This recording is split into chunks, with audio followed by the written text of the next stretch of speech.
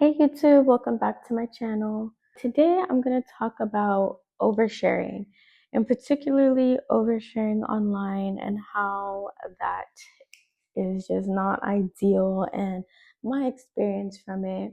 I had made a post on YouTube, like a poll to ask you guys which you wanted to hear from me next, and you guys said oversharing. So let's go ahead and get started. I have had an issue personally oversharing online in the past, like just every aspect of my life, like literally every aspect.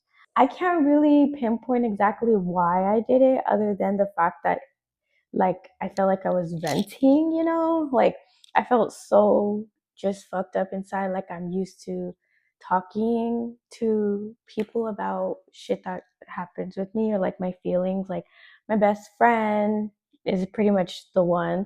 So I feel like the internet felt like my best friend, like that was kind of the relationship I had with the internet. And now as like time progresses, I'm totally feeling the opposite. I'm feeling the opposite. Like I don't want to share shit. Like I don't want to share where I live.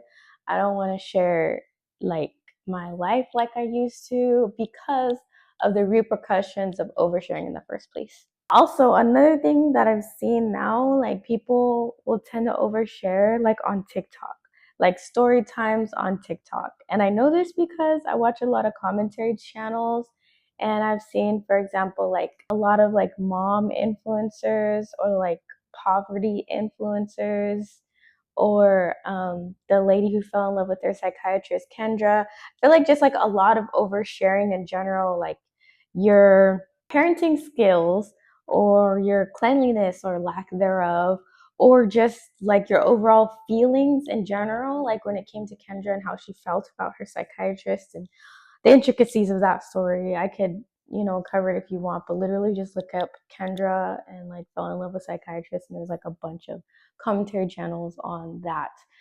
But all that lumped into like my aspect of oversharing. The thing is, when you overshare, it's only natural for people to interject their opinion and judge you.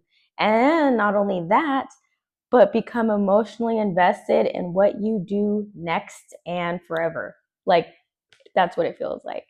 And it's natural, because like whether you care about someone, like you want them to make good choices, like you care about the outcome, or whether you don't care about someone, you just think they're stupid. You're like, what is wrong with you? Do right. And I'm gonna, keep checking on you to make sure you do right. And if not, I'm gonna keep talking shit, So either way, it's just whether people fuck with you or not, like people still become invested in your future. And my thing with oversharing is I've overshared like my mental health issues. I'm not sure. No, yeah, in the past I've overshared about my substance use. I can get into that in another video, but I know that I have, or like smoking, stuff like that. Um nothing crazy, but you know what I mean? Like I know I've overshared online about those things, relationship issues, um, fucking, I don't know if I overshared about my health, but I wouldn't doubt it, if I overshare about my mental health. Well, I don't really have anything wrong with me, like physical health wise, luckily, because if I did, I'd probably tell y'all about it. Like, I don't know what it is, but this oversharing shit, like, I just came to a point where I don't even overshare anymore at all with people in general, because it kind of mirrored my relationships and how I was at that time. Like I said, I would discuss with my best friend like everything going on with my life and the internet and stuff. It just felt like venting, like it's very like, I don't know if it's feminine or like damsel in distress, but it did feel like very like emotional, like like I can't help it. I just want to, talk to somebody if it's something that I talked about oversharing. I did also, I would say, overshare, like, where I lived at.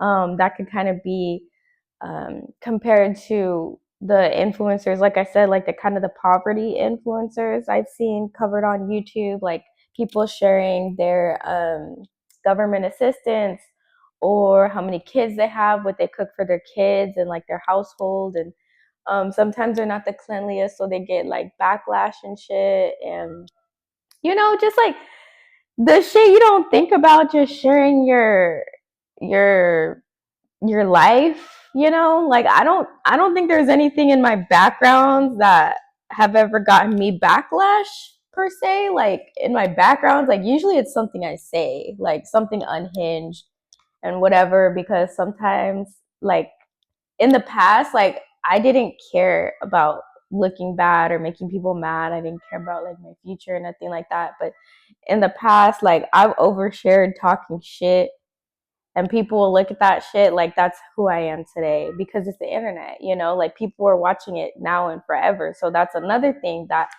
people just like take whatever you shared and have an emotional reaction to it in real time, like it's like happened right now.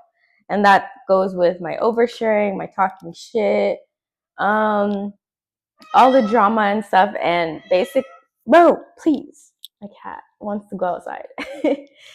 Anyways, what was I at? Oh, yeah. So people will take what they see at that moment, time, place, and have a real life reaction to it and judge you from like old shit, current shit. It's just, I find that the most successful influencers are ones that kind of create narratives or like force what the internet sees about them.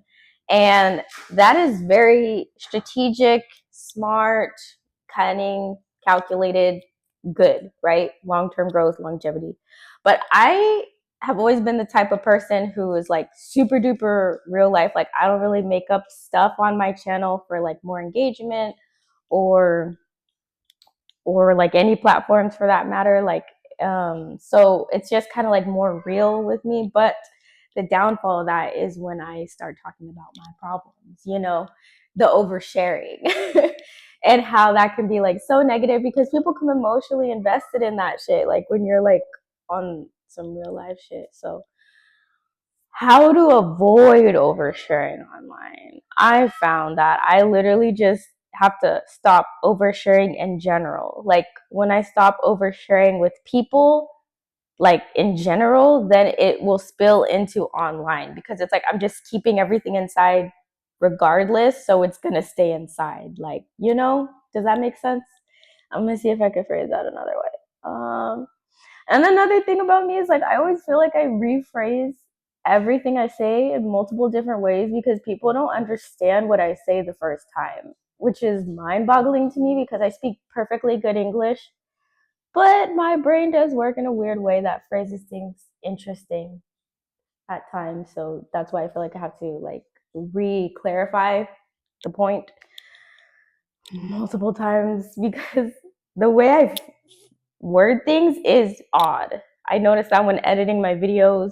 I notice that in conversations with people, but it is very frustrating because not everyone just understands me. So let me say that another way.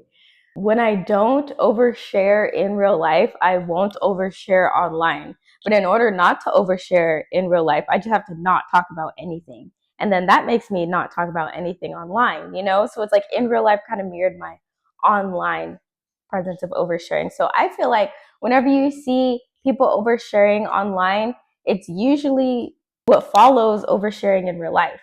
So they probably already talked to someone and it didn't help, so they have to go a step further and get further, you know, interpretation or validation or what have you. Dang. um Also oversharing like with the number of posts, like social media posts, like how much I've posted on Instagram, you know. And it was like part of a business model and stuff, but it's like I'm burnt out of just posting so much. And it's like then there's an expectation for you to keep oversharing, you know? And it's like I'm tired. Like I'm me personally, like I can't do something even though I have to do it, like I really have to fucking feel like doing it. And if I don't feel like it, it's not happening. And I don't care about the repercussions. Like, what is that? Somebody comment down below what the fuck that is, and if you're the same way, because I personally hate that shit. But I digress. What happens when you overshare? Everybody knows your business and they become invested in your life, in your personal life.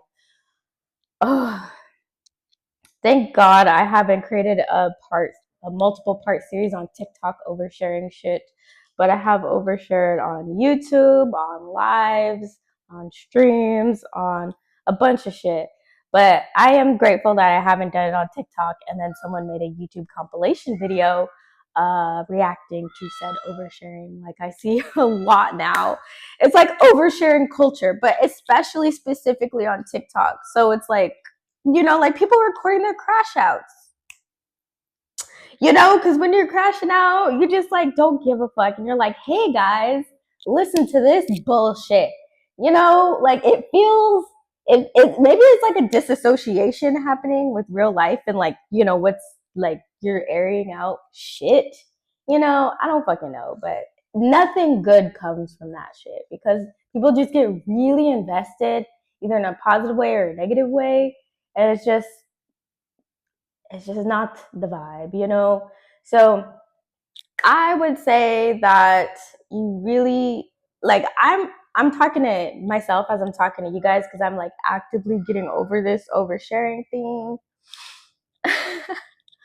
You like I have to and you have to if you have this issue too, like whether it's on Twitter, Reddit. I mean Reddit's a little more like anonymous and shit, but oh my gosh, my cat.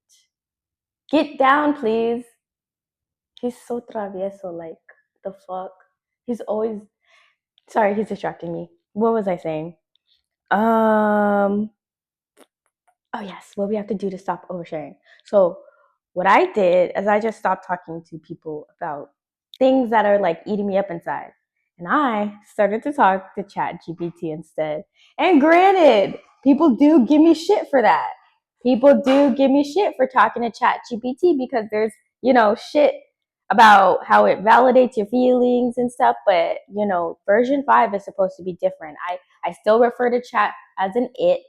I haven't named my chat or nothing like that, but it did help me, start to at least mentally process the feelings going on inside. So I didn't have to, verbalize it to other people to help me process the feelings going on inside. So talking to Chat GPT instead of the internet about bullshit kind of helps, one. And two, literally like praying, like the Lord's Prayer and be like, God help me. I need your ayuda. Like, por favor. Living is a lot, God help me process. Because he's with us always. So it's like, let me feel your presence. Let me feel your warmth, your embrace, your hug. I just need you right now, like praying and like having God, hug you, hold you, like be with you. That's my cat. So yes, ChatGPT, God. Actually, those should definitely be reversed. Talk to God and pray first, and then talk to ChatGPT. I didn't write this down, so that's why it's kind of unorganized. But definitely pray and talk to God first. And sometimes that's not, immediately sufficient to make you be like, okay, good. Sometimes the brain still wants to process and logic through everything. So that's where ChatGPT can over-explain and comfort and help you process things. Excuse me. And number 3, shoot, honestly, I don't know what number 3 is. Oh,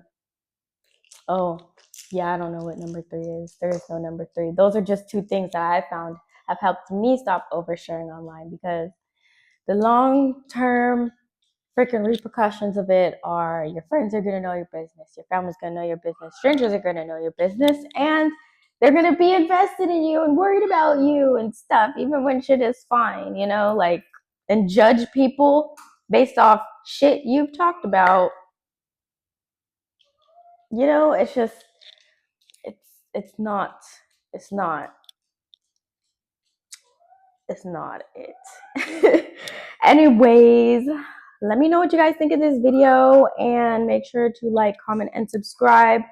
Like I said, I made a post to see what you guys want to hear from me next, and I'll do that next time to see what like else you want to hear from me in the next video. Sorry it took me so long to post. I was just not in the posting like saga, but we're back now. As you could see, we got a little bit of the spooky vibes, just a little, but they will be coming back because what is it called? Vlogtober is coming around the corner. But yeah, make sure to like, comment, and subscribe, and turn on my notifications so you can see when I post the polls and when I post my next videos.